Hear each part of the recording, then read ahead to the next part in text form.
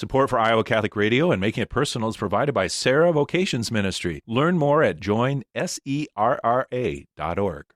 Making It Personal with Bishop William Joensen on Iowa Catholic Radio and iowacatholicradio.com.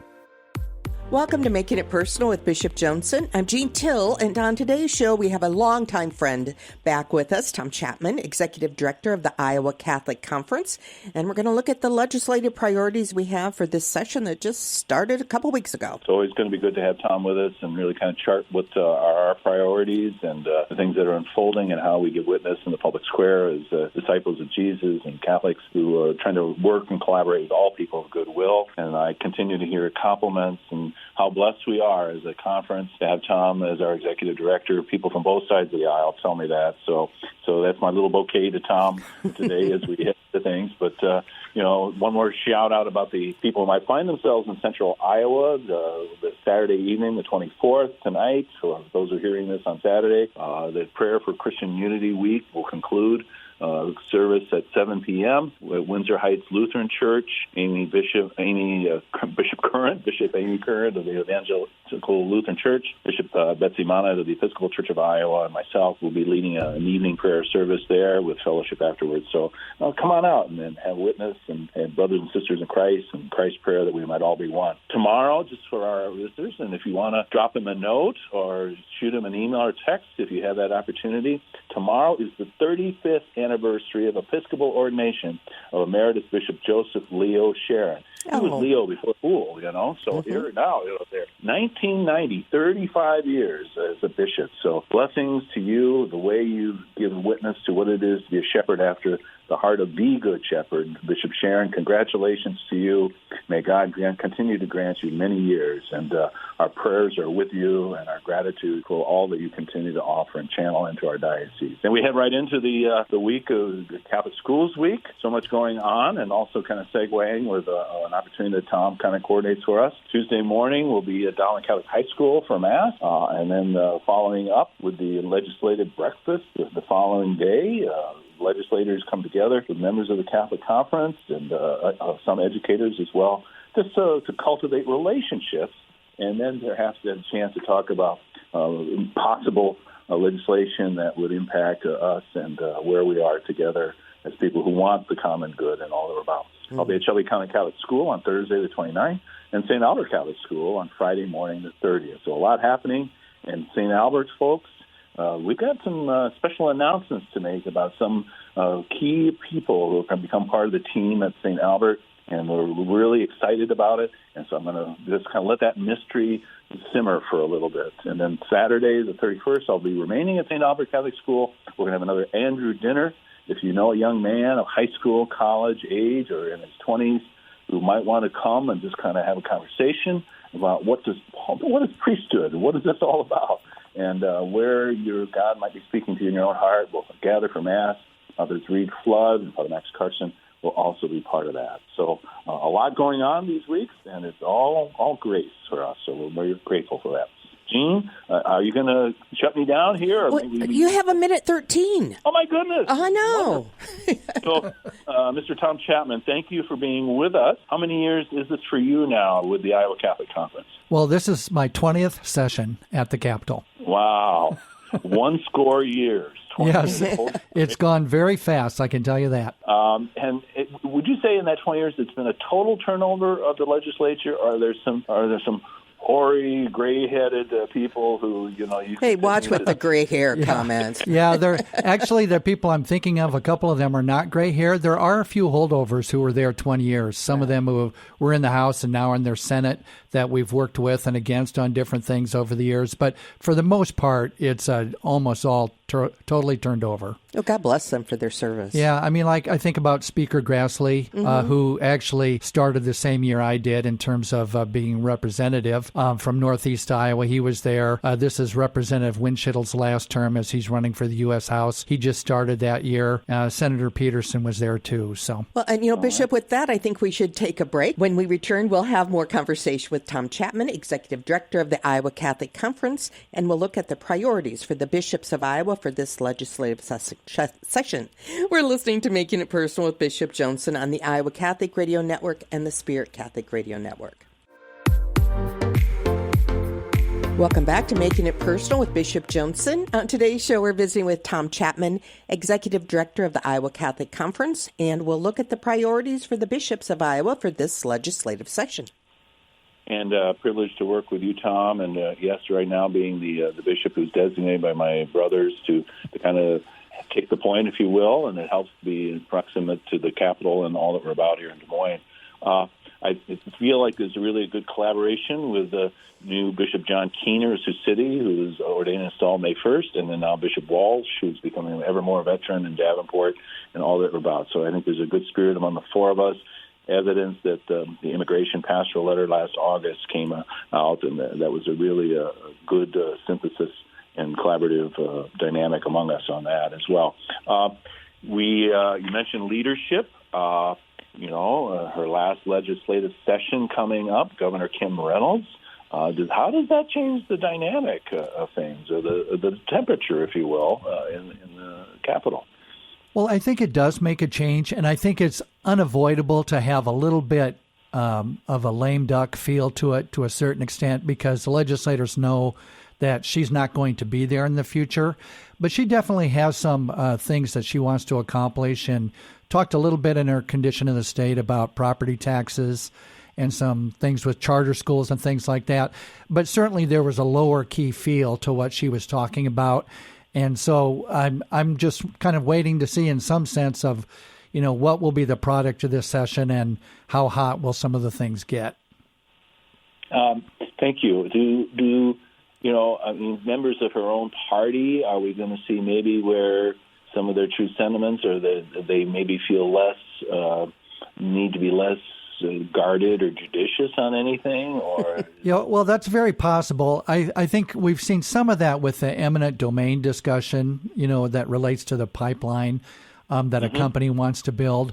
There were some very strong differences of opinion at the legislature among Republicans themselves and among Democrats. And you've got people from both parties on both sides of the issue. And that's still a dynamic at the Capitol. The House has started to move their legislation. And so now we're kind of waiting to see, where's the Senate going to go with this? And can the Republicans get together? Because if they can't get together, then that means difficulty in passing budgets and just doing the basic things that the legislature has to do. I suspect that they will get it together. The governor will have her say, regardless of what people think. I mean, she's the one that signs the bills and signs the budget. So, but some of that is yet to be determined. And maybe for our listeners and for myself, continue to remind and school me, as we think about eminent domain, the carbon pipelines, our Laudato Si articulated charge to be good stewards of our common home, to protect what is, one of the richest agricultural regions in the entire world, to bring forth the fruits of the land, but also to preserve the land and its integrity, and also minimize any kind of human risk, catastrophic events that might happen. So, how do we weigh all these things, and where is a person of faith going to come down? Could we be good-willed on either side? Well, actually, I think we could be good-willed on either side, because, as we all know, we hold the private property that we have is really in stewardship with God. And so there is no absolute right to private property, as far as the Catholic Church is concerned. So in other words, there would be a right perhaps for the government, which is all of us together, to do eminent domain, for projects that serve the common good. And I think in this is the question, is this project serving the common good? And some people may say yes, and I think some people definitely say no. But I don't think it's an obvious, position where the church is. So I think a person of faith, I look at the legislature, for example, and I see people I respect a lot on both sides of the issue. So it's something that they're struggling through. And I think we as Catholics should really look at that and see where would we land, on that particular issue. And then if we're interested, we ought to talk to our legislators about it. And this is where, people of goodwill can sometimes disagree as they exercise prudence and political prudence in these matters, that there are particular goods. I guess the only concern that I hear and I would share is that if it's only private interests who stand to profit by all of this, and that others, like you say, their rights being encroached upon, then that would be problematic.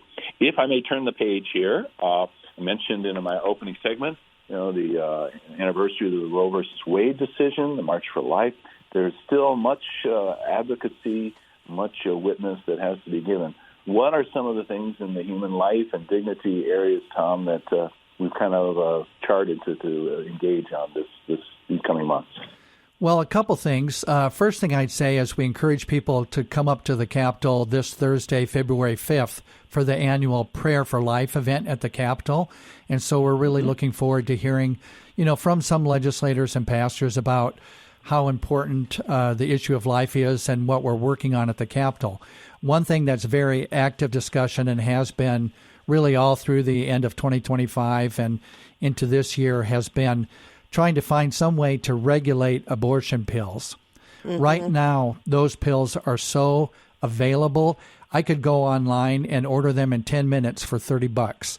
And a couple of weeks later, just a baggie of pills shows up. Who knows what's in them, And so what we're trying to do is regulate that, trying to make sure that there's a human touch point in there. We don't like abortion, but we do want medical people involved if these things are happening. We want recognition that there are side effects of this, and just trying to find a way for people to know that there may be the possibility of reversal if they change their mind. So we're working on what we would call regulation of black market abortion pills. Because whether the sources are China, other places, we think of the scourge of fentanyl and that. But this, obviously the pills themselves result in the termination of the human life, but pose a possible threat if they're adulterated in any way for women who might be compelled to use them. So amen to that, but that's going to be a hard one to tackle, isn't it, Tom? Yeah, I think it is. I think it is because you do have some elements of interstate commerce in there as well. But I'm really pleased to see the reaction that we're getting from legislators. I do feel that this is going to be actively pursued. We do have an indication of who our House sponsors are going to be, and then I think Senator Amy Sinclair is going to take the lead in the Senate, which I would be thrilled about. And so I expect that these bills will be moving, and we'll have action alerts when the time comes. Well, when you mention that name, I'm a big fan, so I'm glad to see that Senator Sinclair is going to be involved in that as well. Development's more at the federal level, but possibly filtering down to the state level. We think about reproductive medicine. This is a topic we've talked about before. With the advocacy even for maybe restorative medicine and other alternatives for women and couples to pursue that do not involve manipulation of embryos or cryopreservation. Is that something you see even at the state level will be addressed, or is that maybe reserved for the feds? Yeah, no, I think right now it's at the federal level. We will see this in the coming years, I believe, at the state level. It's maybe a little too soon yet because we've got some ground, we've got to lay the groundwork for some of this because most legislators, Republican or Democrat, they all, I would say, they like IVF a lot. They love the idea of babies coming from IVF, and they're generally supportive of that. And so we're very gently, I would say, raising the other possibilities that are better possibilities morally from our perspective. And we certainly respect and love all children that come, to us. There's no doubt about that. We love the kids. But we are creating a moral problem when we have so many embryos that are left over. And then what do? You can't dispose of them. You can't adopt them all. So we need to really think through these things very carefully. So restorative medicine is something that you'll be hearing some more from the Catholic Conference about, I would say even this year in terms of education, but legislation may have to wait a little bit. And I'll try not to dilate too much about, the rights of prospective persons, but, do we not have the right to be conceived as a result of a marital union in the natural way according to the human mode, and that the kind of the sense of the mystery and God's cooperation, the word procreation itself conveys that. So, Affordable Care Act was something disputed. It was a real part for the shutdown of the government. Yep. But initiatives to make health care more available, waiting lists, other things on that kind of practical level. What would be any possible things that might fall in that realm? Well, I'll do a little bridge on that. At the federal level, they're talking about the ACA subsidies. And the U.S. Bishop's perspective on that is if you're going to re-up those, you should make sure that the Hyde Amendment covers that to make sure that there's no possibility of our government dollars funding abortion in any way. And so that's something that they're very concerned about, and I think people will be reading about that in our newsletter in terms of action alerts on that issue. Healthcare access in general is definitely an issue, and the bishops really haven't liked some of the things that were done at the state and federal level over the past year in terms of access. And so we're part of a group that's actually kind of working on that and monitoring what the actual effect of the legislation has been. And we're very working in support of HHS here in Iowa to try to get their technology up to speed and things like that, so they can actually assess if someone is eligible. And the goal is, if someone is eligible, to make that really possible for them to actually get the benefits that that we're all paying for, but they deserve because they are eligible for it. So we're working on that issue. I know in the governor's budget, she put about $20 million in for technology, and that's a very positive thing that we'll be kind of watching and working on. Well, wonderful. And, the corollary to that is the support for mothers and babies and families in need. It's taken several years to get any consistency with the more options for maternal support, and including mental health there. That's an area, and I think the governor is attuned to some of these things, is she not? Yes, and these things are part of some of the, new rural health care money that the state should be seeing from the federal government, because as they made changes to Medicaid, they also tried to backfill some of that with states. And so really Iowa should be getting up to $1 billion over the next 5 years for some rural health initiatives, and you can see that kind of on the governor's website. We'll definitely be supporting the Iowa Moms program, which provides funding for pregnancy support centers, and that has kind of slowly got off the ground. And pastorally, we just sent out a note to parishes this week, and it'll be in our newsletter soon, talking about the project Walking with Moms in Need. And we are asking parishes to consider organizing a team to do that, helping pregnant moms, and then also submitting their information to me or the Archdiocese of Dubuque, and then we would put the parish on our statewide map of parishes that are actively serving Walking with Moms in Need. Because, we can talk about legislation all we want, and it's important, but it's also very important for the person-to-person contact in a parish and that pastoral ministry that we know parishes do. I mean, all parishes do something that's good and charitable, and so we're just encouraging parishes to take a look at that as well.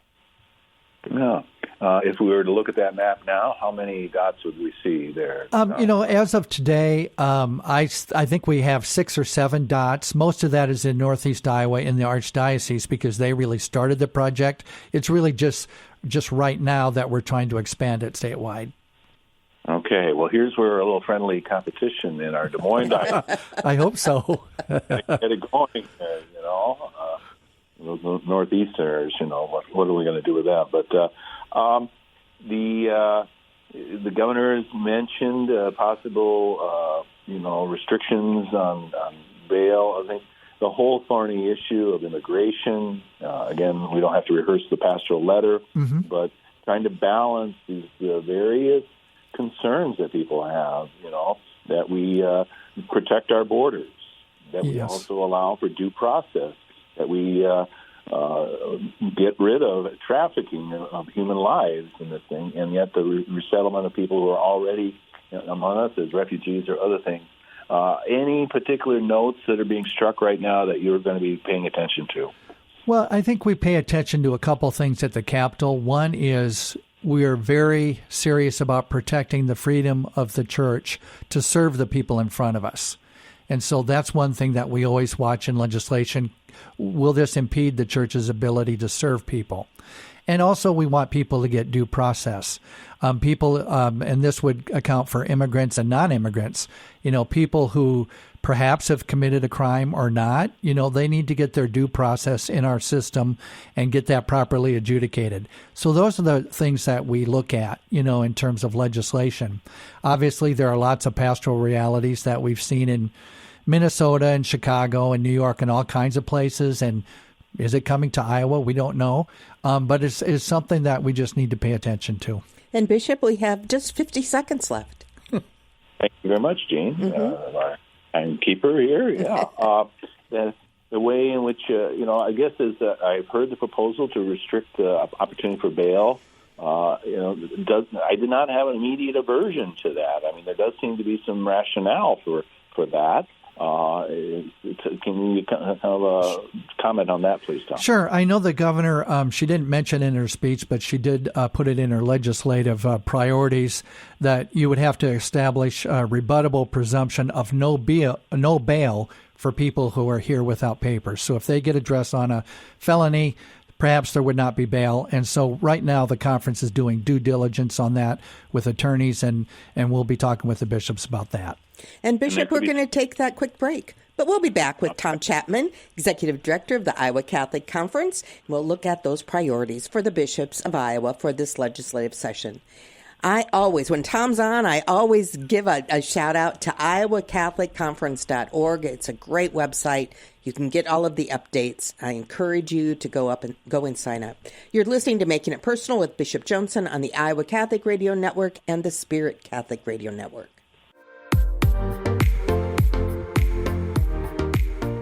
Welcome back to Making It Personal with Bishop Joensen. And we were talking about our situation of some of our immigrant peoples and all that we're about there. It may not be the sexiest issue to talk about, but property taxes, tax code, how the state is going to face a much more reduced budget based on decisions in previous years. Where are the tension points, and where are the points of cooperation, Tom? Well, I think in terms of the state budget, they're pretty much have decided, and they have a plan for taking out of reserve funds. Their revenue has gone down because they cut the tax rates. So they expect it to go up in future years in terms of revenue, not the tax rates themselves, but revenue, and they expect to be able to make that up in future years.